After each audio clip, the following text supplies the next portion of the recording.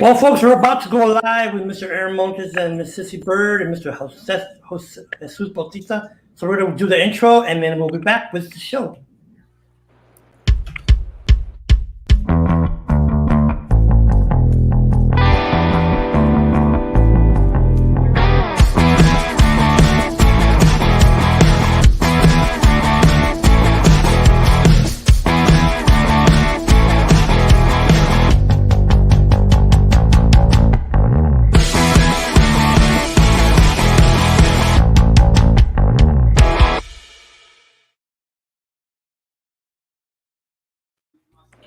Good afternoon, or good evening, actually. I'm going to say good afternoon, but it's good evening. They're here on the special edition of No Vision Internet Radio, and today we have a unique opportunity to talk to Mr. Aaron Montes from District 7 and Miss Sissy Byrd. That's my wife right here. Sissy Byrd from District 4. And we're going to have this is a unique approach or format, I guess you want to call it. And the thing that we're going to do is talk to both these candidates to see how they work together in when they were on city council. And so, hold on. Sorry about that. And so right now we're going to have both of these individuals introduce themselves. So you kind of know who they are. You probably already know, but we'll go with ladies first. Mrs. Sissy Byrd. Can you go and introduce yourself real fast, ma'am? Okay, my name is Dorothy Sissy M. Byrd, and I am running for City Council District 4 because I want to bring diversity to City Council, and I want our voices to be heard in the Northeast. My slogan is, I am you, a reflection of many, because I do reflect everyone in the Northeast. Awesome. Sissy Byrd, so it's coming up, folks, October 13th, early voting. So just a unique, like I said, unique opportunity to have these individuals both talk. And I have a feeling that we'll be seeing them on City Council. So we'll see. Mr. District number 7 is Aaron Montes. Mr. Montes, can you go ahead and give people an overview of yourself, please? Good evening. My name is Aaron Montes. I'm a candidate in the District 7 City Council race. I want to thank you all so much for having me, and thank you so much for putting this conversation together with Miss Byrd. Miss Byrd, it's always wonderful seeing you and hearing you. And I'm here because our city needs good leadership. We need to address our spending. We need to have respect for our residents, and that's what I'm looking to bring in as a city representative. Yes, amen to that. Mr. Bautista, you want to say some few words, sir? Yes, sir. Well, first of all, I'd like to welcome both of you. It's a pleasure to have you on the show, and it's a first timer for us, and so we hope it goes well. We really think that you all will do a good job, and so let me address both of you with the first question, and that question is, how would you vote, or how would you vote for or against funding or not refunding, but redirecting the funds for the police department? And yes, if yes, why yes, and what do you think? Sure. Ms. Byrd, would you like to go first? No, Aaron, you can go first. Okay. Well, for myself, what I've told the community is that we have to have a dialogue about changes. I think it's pretty clear that our community is calling for a demilitarization of the police department. And I think we can all agree that firing tear gas and beanbag rounds at our youth is not a very good policy in terms of governance. So I feel that that's one intersection that we can work on. And then, of course, there is, at least from my study and from a report through several civil rights groups, that there is a racial disparity when it comes to traffic stop searches that the police department conducts. That impacts this city in many different levels. And I feel that that is a policy that I think we can all address together. But I always like what I'd always tell somebody is that I'm open to hearing the kind of input that my fellow colleagues want to put into this discussion, but also into what the community wants to hear. And one way to do that is through an independent oversight board that is able to do subpoena powers and really review cases when there is examples or there is concerns of use of force policy. So, Ms. Byrd? Well, before we go any further, can I just ask everyone, and if anyone's typing, can you please stop because I can hear the clicking. That's clicking or something. I don't know what's going on there. Right. Ms. Byrd, go ahead, ma'am. I do apologize. I don't know what that sound is. We had that problem the last time. Yeah, and that's the only time we had it too. So it's okay. Okay. Ms. Byrd.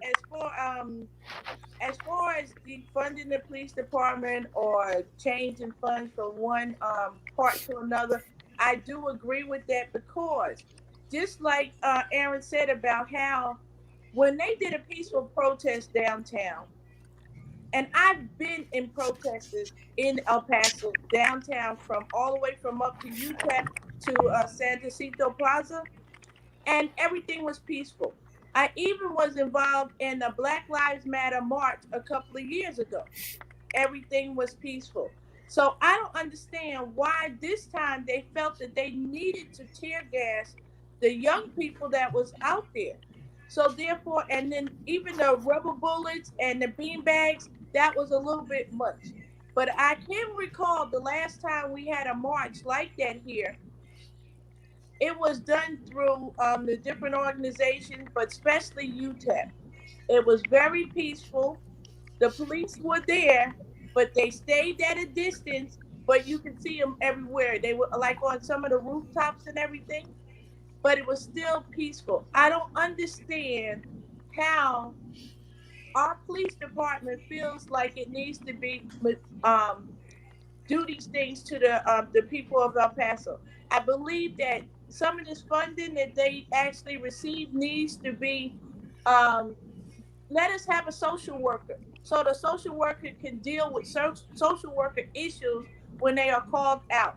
So yes, I think it needs to have a thorough study about the police department, and I think it should be done now because this has already happened. What if something happens in the near future? We will not be ready for it. And you get tired of hearing, we're going to have training. We're going to have training. Okay, and then even the resolution that was adapted by the city, is it a resolution that is really going to be of some use to the police department and to useful to the city? So therefore, I think all these things need to be reviewed. And yes, I agree with you with having an oversight committee, because what good is it if the police department is evaluating their own selves? Right. And the second part of that question, whichever one of you wants to take it first, how do you feel about the police department having to respond using cameras, camcorders, or body cameras whenever they respond to, especially situations that may be urgent? I'll go first. As far as right now, to my understanding, the police department has 65 camcorders. They probably need about 1,000. But I don't understand why each time this subject is being brought up, the one thing that is definitely talked about, the storage. I don't know how much it entails to have the storage for these cameras, but I think cameras are a good use. For the simple fact, it will protect the citizens, and protect the police, because whenever you are out there in different situations, I think that because of the camcorder, we will be able to see the whole truth. Now, I don't think the police should be able to turn them off. I think when their shift starts, the camcorder should start rolling. Because let's face it, too many incidents where especially a lot of blacks are being killed and they have a camcorder, but sometimes they're turned off, or either it is not really viewed by the public, and months or weeks later, the recording is released. I understand that everything is under investigation at that time, but I think that there should be a board also, that oversight board should be able to view that and see what needs to be done right then. Thank you. Right. And I'll pick up where Miss Byrd is leaving off. I totally agree with her. I think it's ridiculous that, we're the last major Texas city that doesn't have a police department equipped with body cameras for every police officer. That not only puts our officers at risk, puts the public at risk in terms of transparency and in terms of accountability. And Ms. Byrd brings up really great points about establishing policy. Once we start collecting these kinds of videos, we have to be able to say, look, when something happens, we need to release the footage within an X number of days, so that way people can see for themselves what happens during an incident. We need to be able to adjust so that way when it comes to public information requests that the public makes for footage like that people will be able to access it. And I agree absolutely with Ms. Byrd that an independent oversight board should have immediate access to that kind of footage when it becomes available when something happens. It just it leads to better transparency and good faith between the public and the police department, but it also provides the citizens of El Paso protection when it gets down to the legal aspect of it. As right now we're losing over $1 million in terms of defending, police officers because of collective bargaining when something happens at the court level. And when it comes to the funding, she makes a very good point. It's very odd that what has stopped us is cloud storage. I've seen the city spend, millions of dollars on other things, that are not contributing to building public faith in our government. And it's certainly been the case that when the department itself in the city goes out and applies for grants from the federal and state governments, that there's money left on the table, to start funding those things. We need to come to grips with the idea that our sheriff's department is already doing it. The Doña Ana Sheriff's Department does it. The Las Cruces Police Department does it. The Horizon Police Department does it. I just don't understand why this has landlocked us. And, for me, in the District 7 area, my particular opponent has said that he's advocated for body cameras, but in 3.5 years, he's had more than enough opportunity to secure the kind of funding that the police department needs to fully outfit its officers with body cameras. And I just believe that if we're going to do this, Ms. Byrd is right that if we start implementing those things, and I think we should, those cameras should turn on as soon as they start their shifts. Not when they pull their weapon, like in some cities, or when they pull one of their tools out. I think it should start and end when their shift starts and when their shift ends. When you guys were saying that there should be a site board to review those cameras, are you talking about a group of people that will review them daily, weekly, or monthly? Right. So, Ms. Byrd, do you want me to go? Yeah. Okay. Sure. So when it comes to an independent oversight board, when it comes to reviewing this kind of footage, of course, they're going to want to review things as soon as they hear a complaint. And I believe the process in that kind of scenario would begin as soon as a member of the public issues a complaint about civil rights infractions or an infraction in terms of policy.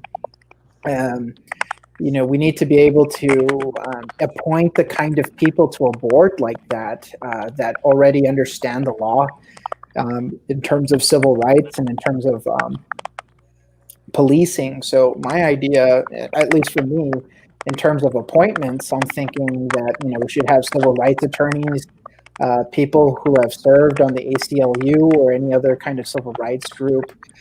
You want to have criminal defense. You want to have people who have done prosecution as well. You want to have a nice balance in terms of representation on a board like that, because they'll need to make some really tough decisions, and you need people who have the experience to do it. Yes, I agree with you. And also, I think that, with having that type of board, we are informing our citizens, and we can be honest and upfront with them. And I agree with you. There should be persons that are on this board, I believe, should represent the different parts. And also, the reason why I say that is because they will already have training. They will already understand different situations. So we don't want to just say, oh, the average Joe citizen to be on this board. No, it has to be truly thoroughly decided on who could do this board and do it correctly and do it in the best interest of our citizens, where they will know transparency. So I agree with you. Good answers. George? Did George fall asleep? No? Oh, your mic is muted. Okay. Well, going along with that, do you guys happen to know, say, what the price of the camcorders are? Because the city says they don't have the funding. Now, do you happen to know what the amounts are? And not only that, but do you know if say, for instance, they earmark, the police department earmarks, like, say, 20,000, 30,000 for just that?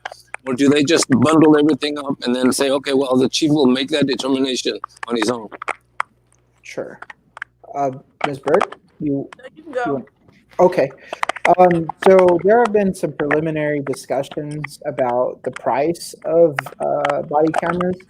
I know the sheriff's department has, or at least purchases products from a company called Taser. And to outfit 1,000 police officers may cost a couple of $1 million, at least in terms of the equipment itself.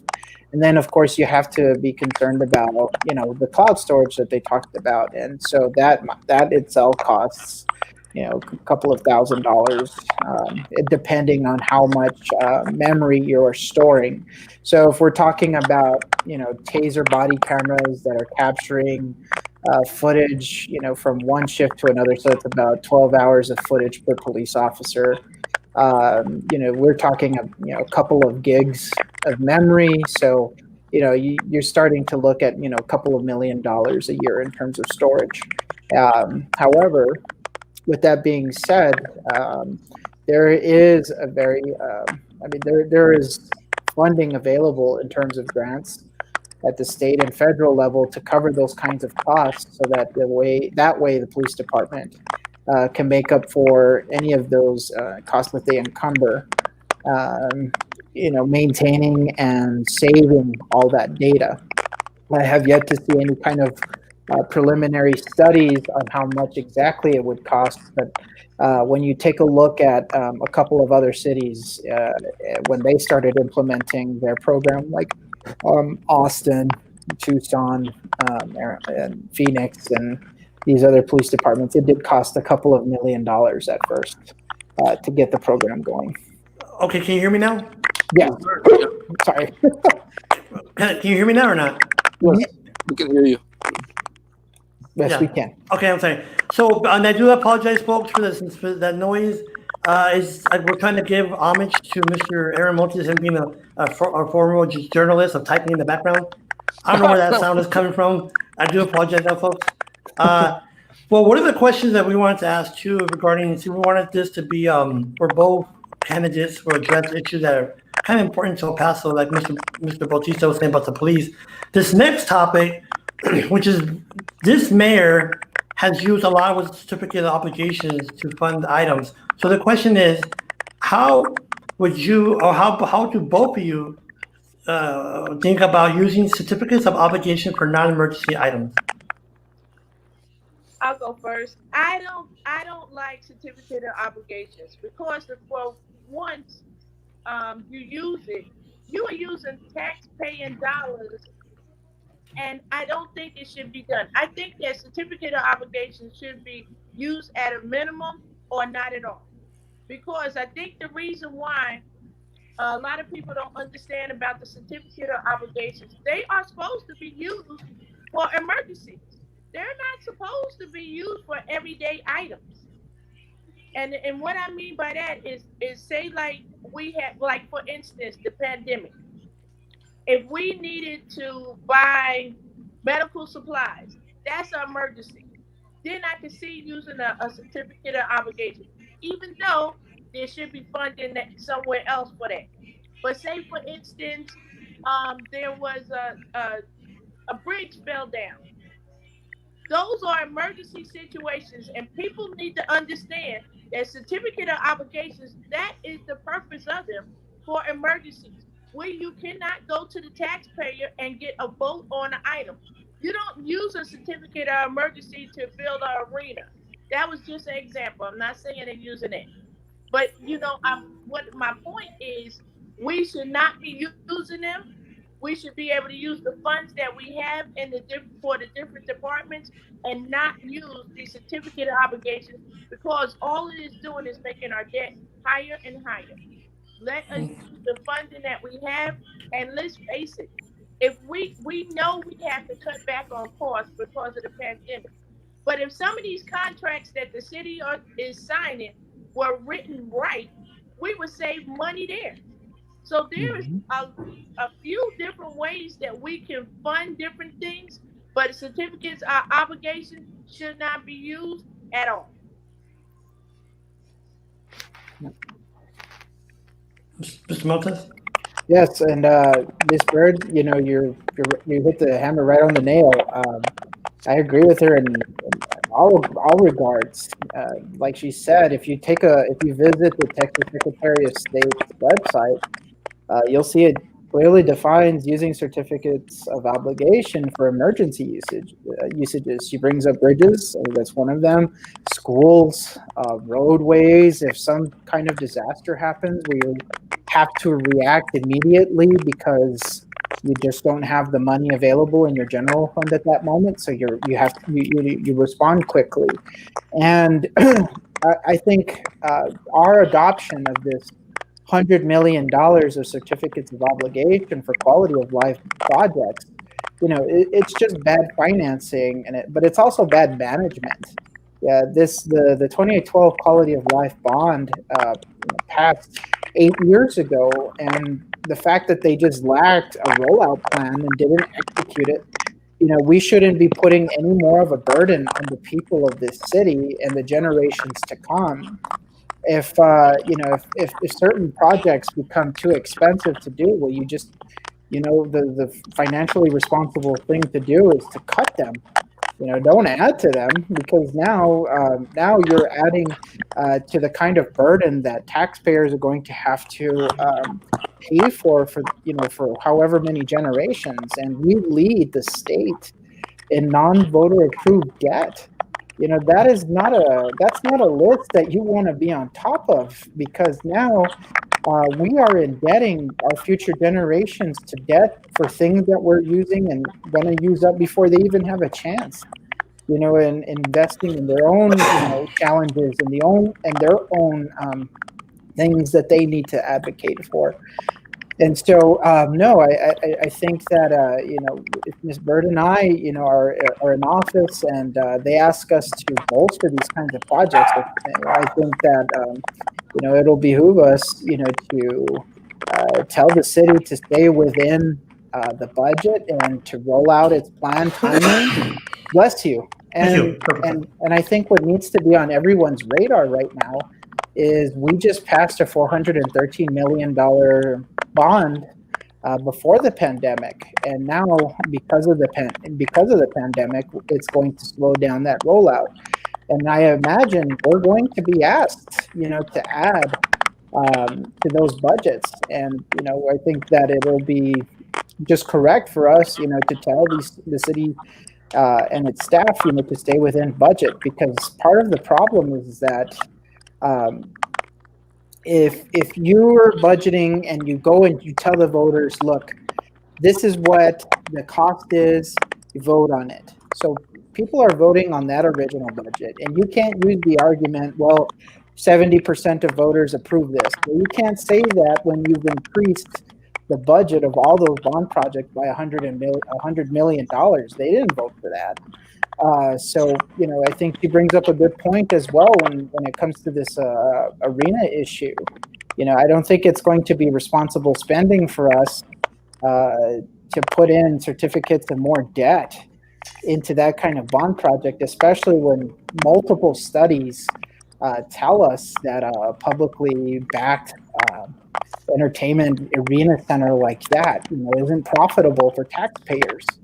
I think if the business and private sector really want to see that project come to fruition, they should put their money where their mouth is and put in the money that they want to, and to see the kind of project that they want. But I think that just adopting that kind of policy is just irresponsible, and it adds to the problem that we have here. I have a quick. I think it was a typing sound is clipping, and that's, I'm assuming. So can we do this when we before we talk? Can we mute ourselves? Maybe Sure. I'll stop the clipping. Mrs. Byrd, I could edit this out. I'll edit this out for the podcast. No big deal. But maybe that clipping will go away if we edit ourselves or mute ourselves before we talk. There you go. It went away. So I think that worked. See, they don't pay me for my good looks. So. Well, anyways, so of course, when you want to speak, you can unmute yourself, of course, just so people who know, me and Mr. Bautista are visually impaired, so we can't see you. So do you want to go with the next question, Mr. Bautista? Yes, I wanted to ask in terms of how would you work together with your other colleagues, the other city reps, to improve the situation that we're in financially and otherwise? What can you contribute to that group as a body to improve our situation? Are you talking about since the pandemic? How will we adjust the budget? No, all around. Since you're running for a particular office, how would you work with your colleagues, the other board members, the other city reps, to try to improve the situation rather than to pull away from each other? How can you come to, what ideas do you have that you could come together and work together to advance policy, etc.? Well, for me myself, I am so used to working with people. And a lot of times, we don't have a static. A lot of times people cannot be working with each other because everybody wants to be the boss. And I think that is the big problem. When we learn how to respect each other, and my ideas may not be your ideas, but still there should be always a mutual respect. We are supposed to, if elected, we are city council. We are making decisions for our little area of town, but we're also making decisions for El Paso as a whole. So therefore, we have had city councils where they want to fight over everything. I have to agree. This time, city council weren't crazy with all the fighting. But my point is, out of all of this, we have to work together. We are leaders in our community. This is not how leaders are supposed to interact with each other, by yelling, by disrespecting each other. And just like sometimes you know outside of city council, people have to deal with race issues. Oh, I'm not going to deal with this person because of their race. Oh, I'm not going to deal with this person because they're short. And, it's just craziness. So we as leaders should always realize we are in the public eye and we are leaders. We are not there to play games. We are there to make decisions that will affect all of us as a whole. Even though I'm running for District 4 and Aaron's running for District 7, we still got to sit there together and make decisions that will make our city better. Thank you. Amen. And I can't agree any more with Ms. Byrd. There are plenty of needs that we need to address in the city. I know that we represent, or that we would represent, particular districts, but there are intersections when it comes to representing the people of El Paso, no matter what district they are in. Creating revenue streams is one of the biggest drivers for consensus on the city council. I think a lot of us can agree that, fighting against low density sprawl, is a very contentious issue that is going to require team building, but it'll help provide the kind of revenue that all of our districts are going to need in terms of improving their public infrastructure. I'm sure Ms. Byrd hears it. I'm sure the other candidates hear it. I certainly hear it, that our streets are in terrible condition, that not all the potholes get taken care of, and really it's a game of numbers when it comes to that. It's creating revenue streams in order to address those things. And okay, sorry. I was going to ask you, since you mentioned that about the streets. Last time we were on, you gave us a great education about why some of the funding that is why we're short of funding. Could you kind of elaborate a little bit on that, about where the funding happens to end up going to, instead of just for everybody here in town, or for everybody in the city? It seems to be going to the far east. Sure, and there are some examples now too with this development that Paul Foster wants, where the city is going to have to contribute further and further out in terms of providing services. So at least on the east side, the further out we allow subdivisions to be built, the more we have to provide services for police, fire, and emergency services. But also we have to maintain the roads, we have to maintain the sidewalks, we have to maintain the landscaping, the medians, the parks. And when it comes to the utility side, we have to pay for the connections for the water and the electricity. So that puts a burden on everybody in the city just to support these projects that developers get a lot of money from doing, because they are not having to do all of the things that a city is responsible for.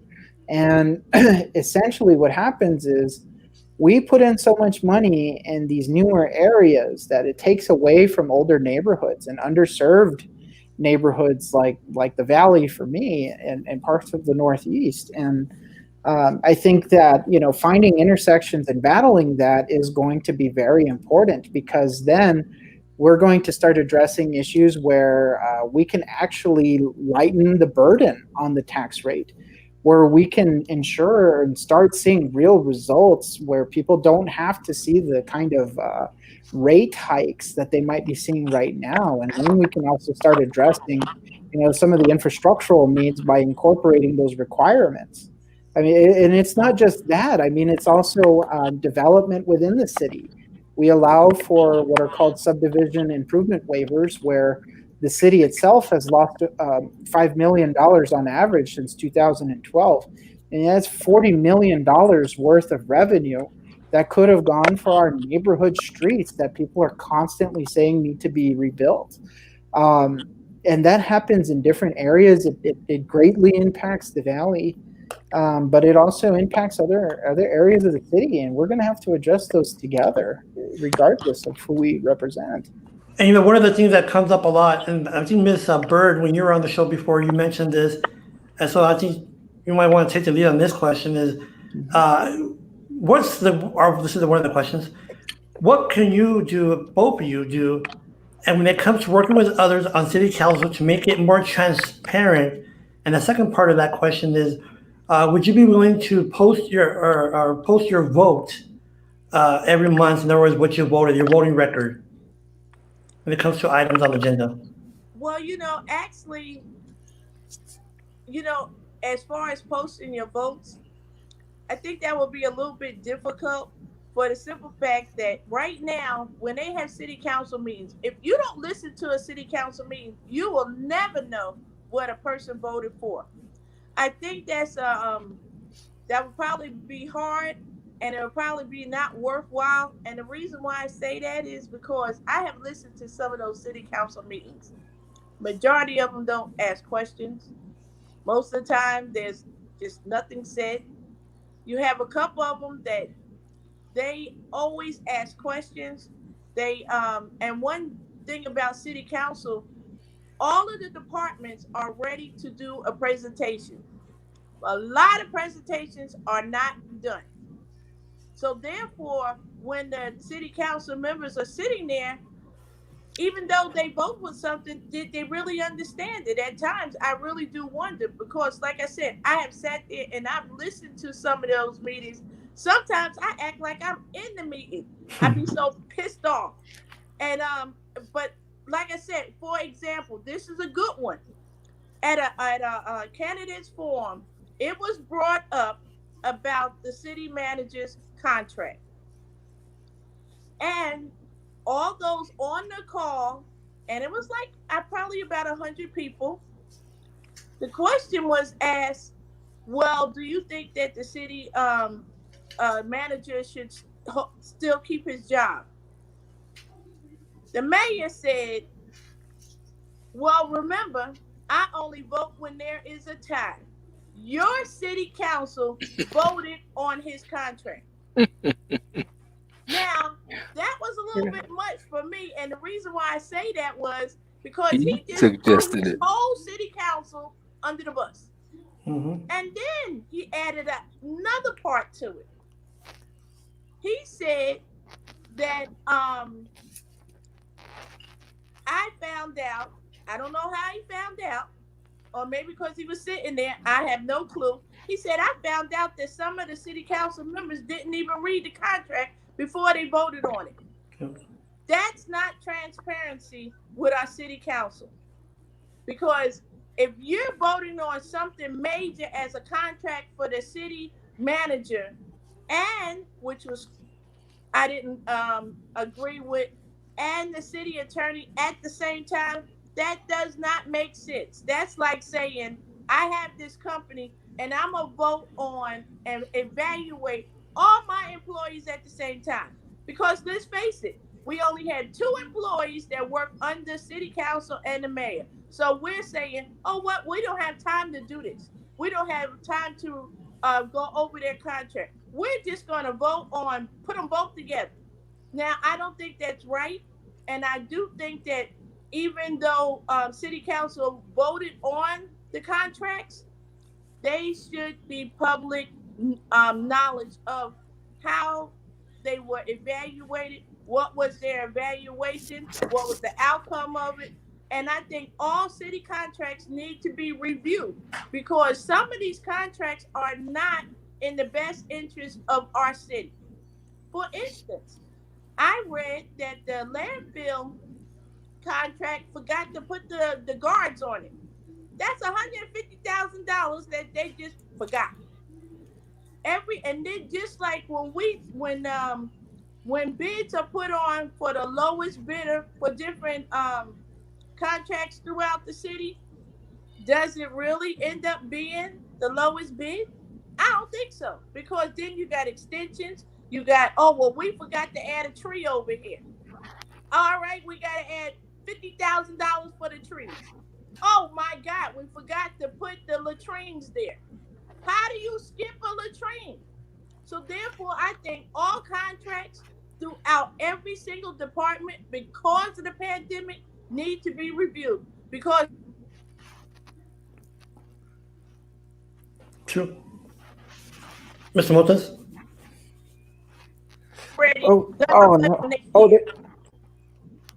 there you are. So Oh, Ms. Byrd, therefore, we lost you there it for a should little be bit. addressed differently. All right. Okay, Aaron, your turn. Okay, so I'm sorry we lost you there for a little bit. No, and I love Yeah. Ms. Bird's energy. She's absolutely right. When her point about contracts and people coming in at low bids and then incorporating change orders later on while they're conducting the contract, absolutely a problem. I'm glad that she brought it up because that is something that does happen. And the other point she made about the city manager's contract and his evaluations, to add to it, his renewed contract took out a statute that says a good faith termination would be for misrepresenting facts to the city council. That was taken out of the renewed contract in 2018. So now you can, if the city manager is telling you misconstrued facts, that's not a good cause for termination. That is the kind of leadership we have on city council right now. And this issue with the evaluations not being released, I feel it's political because as a reporter, I was able to make these open records requests as routine things. These are just things you just ask for as a journalist and you get them, almost as routine as asking for calendars and for asking how many employees are on the payroll with City Hall. And now for all of a sudden, it's different. I've gone through the city manager's contract. There is no difference in terms of the evaluation process in the evaluation statute in the 2018 contract and in the ones before it. So this is a very political issue, and this is why we need good leadership like Ms. Byrd and like myself to be on the city council. But to get to your point about transparency, I saw this all the time where the meeting ends and everybody's out the door. Nobody, if any, will stick and stay and answer questions from the press. I think what it is, Mr. Montes, sorry to interrupt you there. It's okay. I think what it is a lot of times, people, the city council candidates, and specifically, they forget that, you, Mr. Montes and Ms. Byrd, will be accountable to us. And we need individuals that are going to be straightforward, friendly, like Ms. Byrd, people persons that can conversate with us, because there's been times when we conversate with even this current mayor and some city council people, and this seems just kind of cold. But I think that's a lot of times it's perception that city council doesn't care and not being transparent. That's how the question was asked, because I think that goes a long way. When you have, like Ms. Byrd was saying about the contract, and you, Mr. Montes, that we need that transparency to see where our money is going, because at the end of the day, and I'm going to transition to the next question here, Mr. Bautista. More specifically, Mr. Bautista asked about what would you do, regarding the money we have. My question is more specific because, as me and Mr. Bautista have mentioned before, we're both property tax owners. My property in the past 7 days, past 5 years, has gone up close to $750.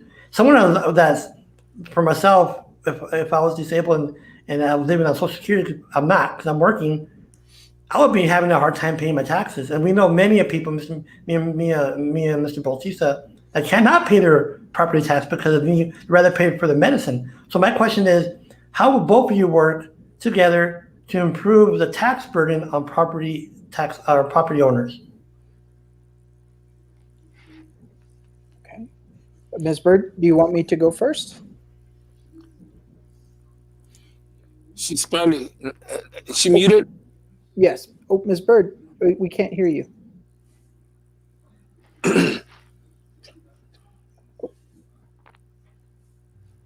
She muted?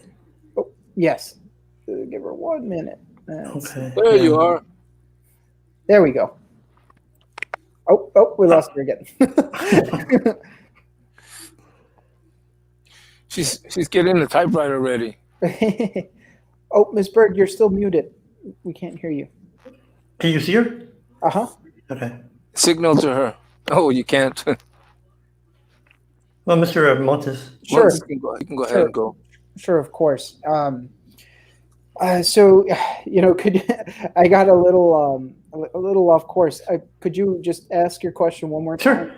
The question is, what can you, both of you do, you and Mr. Montes and Ms. Byrd, in regards to improving the tax burden, the high tax burden on property owners? Okay, right. So this is a multi-pronged question, and a little bit of it is tied into the issue I was mentioning before. Oh, there you are, Ms. Byrd. And part of it is we are investing and putting a lot of priority in downtown, but also, we're not really requiring developers to pay their fair share into public infrastructure. And that adds to the kind of burden that you're seeing, because the downtown stuff, it was promised that if those valuations went up, the rest of the city would experience the benefit of the revenue coming from those commercial properties going onto the rolls. But there's a PERS there where money is getting trapped. And a lot of these projects are promising abatements and then tax relief, for multiple years. So we're not going to experience that anytime soon. The only thing that you're feeling right now is the impact of us spending so much more than what we have available and not creating revenue streams that we should be getting money from, like I was mentioning, with private developers building further and further east. In fact, it's what drives our cost spending up, because we have to, like I was saying, expand our services, expand what we are responsible for. And so you yourself, your neighbors, and people in your district, and working class people in this city are feeling that burden, because you're not getting the kind of relief that you should be getting, but also because you're probably not seeing the benefit also of putting in your share. Because part of the other side of that issue is we're losing people. A lot of people, like you're mentioning, experience an issue where they can't pay their bills, and so they move outside of the city limits. I've met so many people who have either moved to like Canutillo, who live in Anthony, who live in Horizon outside of the city. So that even puts more of a burden on you. The other thing too is that we are not producing good opportunities for our young graduates. And so you're not seeing relief from new homeowners moving into the city limits because they're finding opportunity in other places, which is why I am so committed to us recruiting renewable energy and technology and aeronautics and business administrative industries to El Paso, because those will provide the opportunities for young adults who are looking for a career, and for people who are going to become homeowners. So it's a multi-pronged issue. And Ms. Byrd? Right. I am a homeowner, and only thing I have is the homestead. So I fully understand as far as protecting the homeowners from taxes going up. I truly do understand it. But you know what? There is sometimes when we want to fund different things, like the Northeast, we always come the shortfall of every single thing, every single time. So I think it's about time for city council members to work together to build up the Northeast. Because let's face it, if you let one side of your town fall, eventually it's going to catch up with the other side of town. Mm-hmm. And then just like you were saying, Aaron, about how where there's so much rebuilding and everything, and there's a shortfall of the older neighborhoods, we have to make sure we take care of all those neighborhoods. But you know what's interesting? You know the impact fees? Do you know they're still using the rates from 2009? Now, Really? this is 2020, but we're still using the rates from 2009. Now, it has came before city council as of last year. It was reviewed, and that's as far as they got. Now, so if we're not increasing those type of fees, because mainly that is for the new developments, we need to not have to make up the shortfall of these expenses when we do contracts. So therefore, that's only one. I can't imagine how many it could be and how much money could be saved for our city if we just took the time with city council. And okay, 2009, I think that's ridiculous. If you're off by maybe 2 years, okay, I can understand that. But from 2009 to 2020, that's a long time without changing those fees. And so therefore, I think that we need to have new representation at city council that's going to take the time to sit and say, okay, we need to go over this contract. Contracts to me need to be reviewed more than once. All they need to have a discussion, even if they do it in their executive session, it needs to be reviewed more than once. I truly wonder how many times did they review the city manager's contract? How many times did they review the city attorney's contract? How many times did they review the landfill contract? And let's face it, all they did was review the impact. So therefore, I think these things need to be addressed. And because of the pandemic, I know people get tired of referring back to the pandemic. These are new times for all of us. Therefore, we need to pay attention so that next year, when we get ready to do our budget or when we get to do spending for the city, we have to make sure we are within a budget that makes sense. True. Mr. Bautista, did you have a question? I just wanted to add a little bit to what they're talking about because I think it's relevant and important to know that. For instance, do you know that the what they call a freezeway at the El Paso Times or our city building, that we pay $10,000 a month for that to the El Paso Times for the use of it, and it's ours? I didn't know how much was paid, but I remember before City Hall got in there. I mean, I don't understand why they even tore the building that was in the first time. But as far as the El Paso Times and City Hall, most people did not. They thought that whole building is City Hall. That whole building is not City Hall. No. If they have changed it, because before when City Hall first moved in there, El Paso Times had still the back area of that building.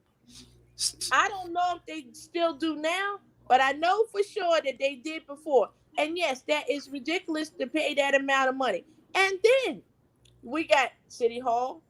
We got City Hall number 2. And then we got City Hall number 3. And it's like, don't get it confused and go to the wrong City Hall. You don't went to the wrong building. And the reason why I say that is because when I took the leadership, the City of El Paso, the leadership academy course, I forget the right name for it. But anyway, you know what I'm talking about. It said City Hall. Okay, go to City Hall. Oh, no, you got to be at City Hall number 3. So, it's like here we have City Hall, but we have City Hall in 3 different locations. Yeah. And so I'm quite sure they're paying for each one of these locations. Yep. Mr. Bautista, do you have any more? Because I want to go in. Because first of all, Mr. Montes and Ms. Byrd, I do appreciate both coming on because this is a unique format where we have two different candidates, and we want to see the chemistry. And there's some, as right now, there's perfect chemistry between you and Mr. Montes, Ms. Byrd, and so we want that to go forward when you do come on part of City Council to build that bond, that bridge. Because sometimes in the past we've seen City Council kind of petty. You want to say that? They fight over little things, and hopefully with this kind of format, we kind of see that bridge being built, not being broken apart. But before we go, Mr. Bautista, do you have any more questions? No, I don't. I just want to congratulate them, and I think that they've done an excellent job. Every time you folks come on, you educate not just us. I mean, not just the public, but us as well. Um, there's quite a few things that I picked up from you guys, and so I welcome you again. If you happen to be on our program, we always welcome you.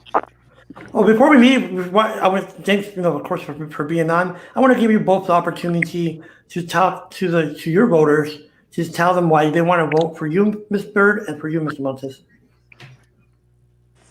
Okay. Well, first of all, I was not born and raised here, but I made a choice to come here. I came here with the military, with my husband and my children. We left, we went to Germany, we came back. We left again, went back to Germany. I chose El Paso to come back here and raise my children. So therefore, I have just as much a right to be in this city as anyone else that was born and raised here. I am definitely involved in my community. If you go to my website, you will see. Last year, I went into 3 Hall of Fames. Mm-hmm. And it's me working with other people why some of it came about. Therefore, I got endorsed by the El Paso Central Labor Union, which to me was just fantastic. I enjoyed that webinar. I mean that candidates forum with them.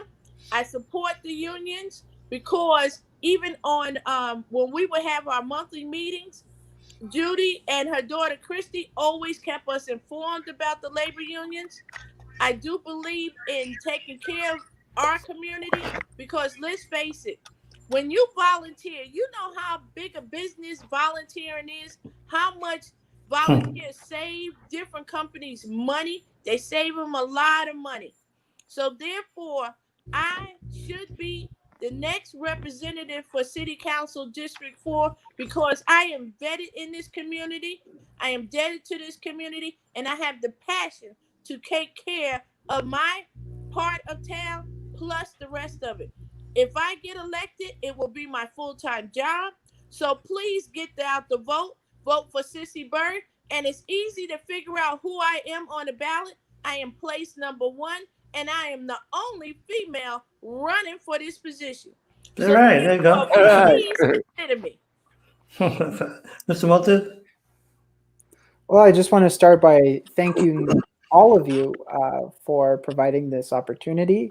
And thank you so much, Ms. Byrd. It's always wonderful speaking with you on the policies. It seems like we do jive very well together. Mm-hmm. So yes, my name is Aaron Montes. I'm running for District 7 City Council. I've been endorsed by the Central Labor Union, but also by the El Paso Young Democrats and Sunrise El Paso movement. Because I believe in progress and I believe in progressive ideals that are going to help uplift El Paso to a much brighter future. We need to address our spending. We need to take care of our streets and our neighborhoods. We need to take care of the tax rate. We need to preserve and uplift our history. And we need to promote transparency and respect at City Hall.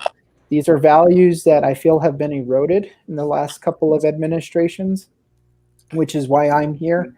As a reporter, I sat in on city council meetings for years, covering them as a reporter for El Diario del Paso, for El Paso Inc., and finally for the El Paso Times.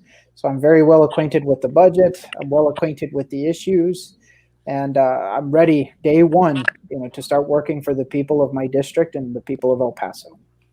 Amen to that. And that's the thing, folks. Me and Mr. Bautista talk about this all the time. Go out there and vote. Early voting is the 13th, and it's not too late. I found out today to call in to do the mail-in ballot. We need to go out there, folks, because historically El Paso voter turnout has been very, very bad. So we need to go out there and vote. Ms. Byrd, Mr. Montes, vote them in. If you like them, vote them in. Don't complain. Do it. Talking about voter turnout, the reason why we do these kind of shows to educate voters onto your choice. We present the platform, the candidates come on, And we appreciate that. Thank you, like I said, both of you. Just to do a follow up, this Saturday on the No Vision Internet Radio, we're going to have Judy Gutierrez. She's a District 2 candidate. And in the second part of the show, we're going to have Oscar Leeser, former mayor of El Paso. So I hope you tune in at 11 o'clock this coming Sunday, or Saturday, I'm sorry. And Ms. Byrd, Mr. Montes, I appreciate you guys are sweethearts. And I wish you the best of luck this coming November, or actually October 13th. Go out there and vote, folks. Before I leave, I forgot to ask you, for both of you, can you just give a quick contact information if someone wants to volunteer or donate? I'm sorry. Sure. Ms. Byrd? Well, my website is, the http://www.sissybyrd.com. And I have a beautiful website. It talks all about me. It has different things on there for different months. And just to let you know that the mail-in ballot request is until October the 23rd. Okay. So please visit my website. And on the website, if you use your phone, there's little lines on the left-hand side of the phone. At the top, you click on that so you can see the other pages. Please consider me to be your next City Council District 4 representative. Thank you. There you go. Right. Mr. Montes? Well, thank you. So I can be reached on my Facebook page, aaronmontesforelpaso.com. We just released a very wonderful video taken by one of my supporters, and I'm very grateful for it. So if you can share that, I'd really appreciate it. My phone number is on the Facebook page, but just in case you can't get there and you're seeing this video, my number is 915-777-4154. You can also visit my website. It's http://aaronmontesforelpaso.com, where you can find some information about myself, my biography, and my platform points. So Awesome. Thank you, Mr. Montes. Mr. Bautista, any more last words before we go bye-bye? No, I just want to say thank you and hope you guys have a good one and stay safe. Oh, by the way, this Saturday, I'm doing a favor for a friend of the family. We'll be debuting his daughter, Catalina Gutierrez. She did a cover. I forgot the name of the song. I think it's called, I forgot the name of the song. Sorry about that. But we're going to be debuting the video this Saturday after the show. So after we go out on the show, I'll be playing that song. So anyway, everyone, thank you for showing your support and support both of these individuals becoming part of City Council. And we'll see you later. Thank you. Thank you. Y'all have a good evening. Bye-bye. You too. Thank you. Bye.